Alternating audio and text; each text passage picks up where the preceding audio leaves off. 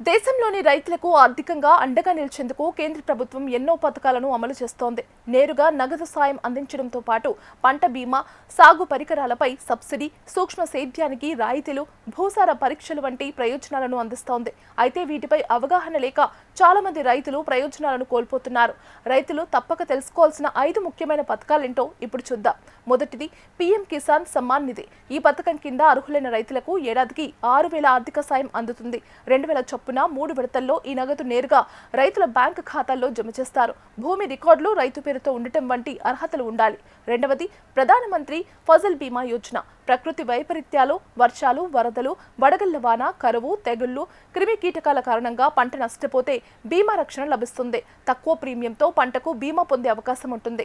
పంట నష్టం జరిగినప్పుడు సంబంధిత వ్యవసాయ శాఖ అధికారులకు లేదా బీమా సంస్థకు వీలైనంత త్వరగా సమాచారం ఇవ్వాలి. మూడవది సూక్ష్మ సేద్యానికి రాయితీలు. డ్రిప్, స్ప్రింక్లర్ వంటి నీటి పొదుపు సాంకేతికతలను ఉపయోగించే రైతులకు ప్రభుత్వాలు సబ్సిడీలు అందిస్తున్నాయి. దీనివల్ల నీటిని ఆదా చేయడంతో పాటు సాగు ఖర్చులను కూడా తగ్గించుకోవచ్చు. నాలుగవది భూసార పరీక్షలు. రైతులు తమ పొలంలోని మట్టి నాణ్యత, పోషకాల స్థాయి ఏ పంటలకు అనుకూలంగా ఉందో తెలుసుకునేందుకు భూసార పరీక్షలు చేయించుకోవచ్చు. నేలలో ఏ పోషకాలు లోపించాయి, ఎలాంటి ఎరువులు ఎంత మోతాదులో ఉపయోగించాలి వంటి వివరాలు తెలుసుకోవచ్చు. దీంతో అవసరానికి మించి ఎరువులు వాడకుండా ఖర్చును తగ్గించుకోవచ్చు. ఐదవది వ్యవసాయ యంత్రాలపై సబ్సిడీ.